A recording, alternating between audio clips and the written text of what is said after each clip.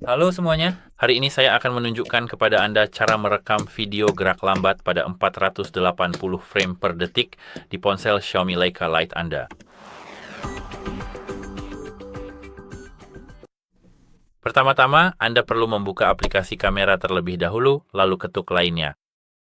Buka fitur gerakan lambat Anda, dan sekarang hal pertama yang terpenting di sini adalah kualitas. Kita punya pilihan 1080p atau 720p. Dan jika Anda mengetuk bagian di sebelah kanannya, di sebelah kanan ini, di sini kita punya 120, 240, dan 480. Di sini kita juga punya judulnya. Selain itu, di sini bahkan ada yang lebih tinggi lagi, 960 dan 1920.